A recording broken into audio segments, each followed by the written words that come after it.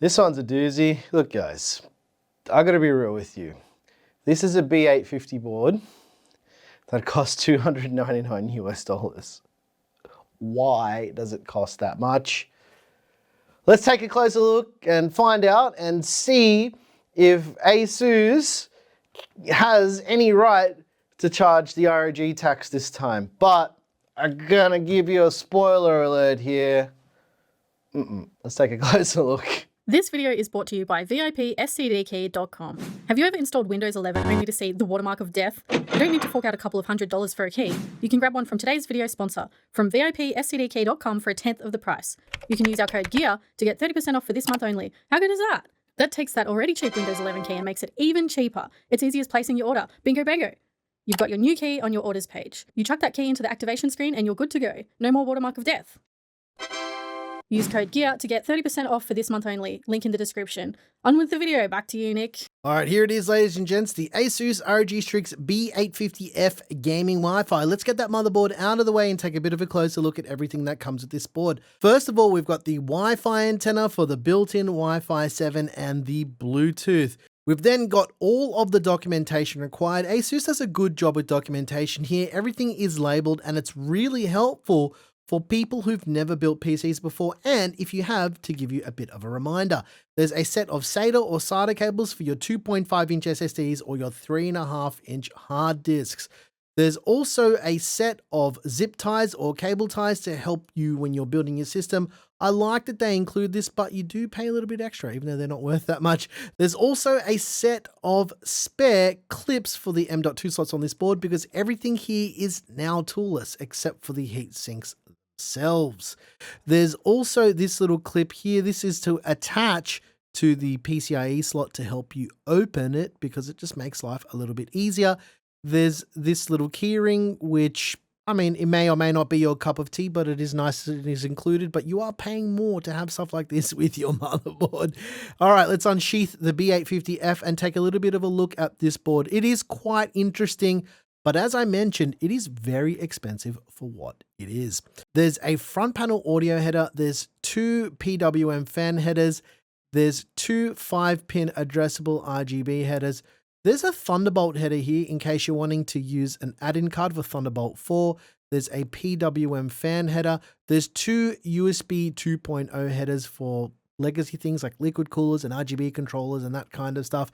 There's another PWM fan header, and then the front panel header for all your lights and all your switches to turn on your system and to let you know that it's on. There's only two SATA or SATA ports for your 2.5-inch SSDs or your 3.5-inch spinning RAS drives.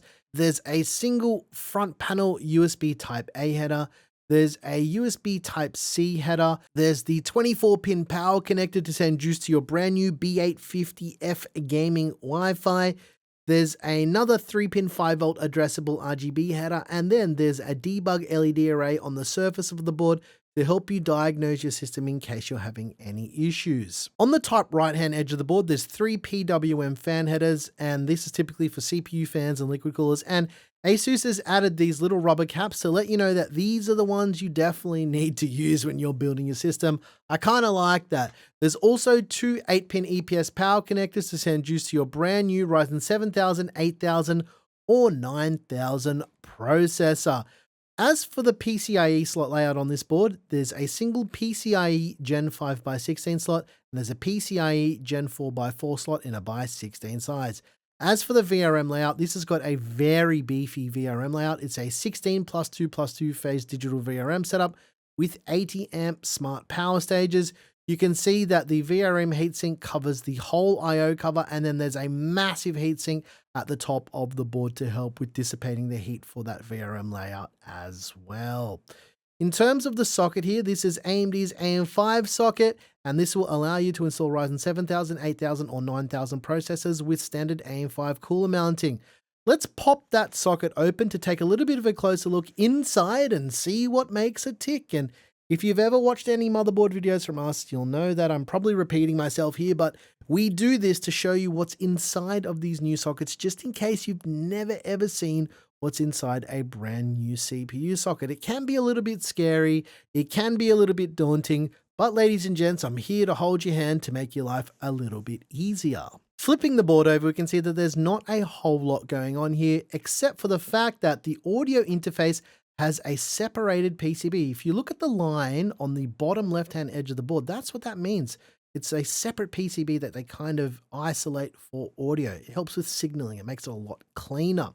As for the RAM layout, this has 4 DDR5 DIMM slots with support for up to 256 gigs of memory in total at 8,000 megatransfers. 8,000 megatransfers is a specification, not a recommendation here. The top M.2 slot on this board, like many new ASUS boards, has this awesome new clip-on heatsink, which I just really like.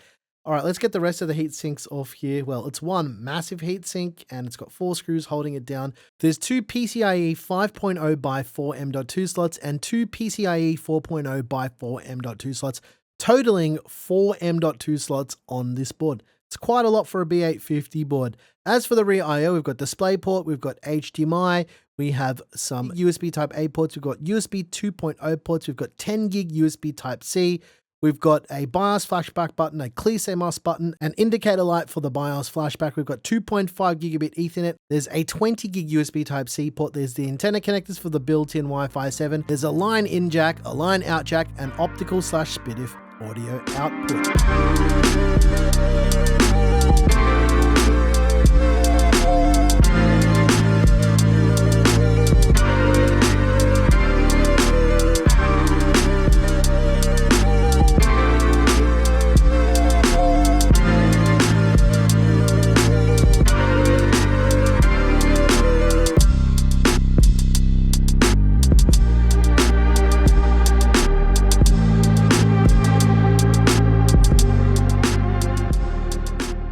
All right, guys, I hope you enjoyed taking a look at this $299 board that should be an X870 board, but it's not, because for $299, you would expect a whole lot more.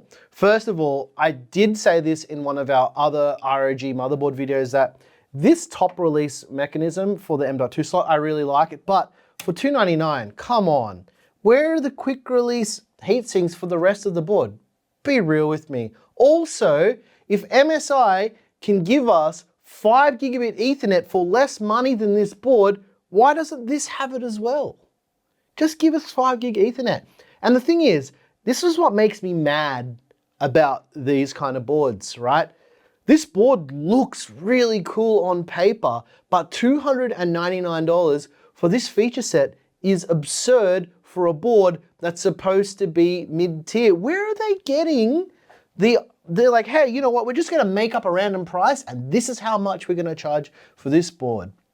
It's insane, because even if you're in Australia, guess what the price is, right? 549 Aussie dollars for a B850 board. If my motherboard costs as much as my CPU, it's too much money. It is, it's too much money. Now, while I can bang on about how expensive it is, the feature set is perfectly fine.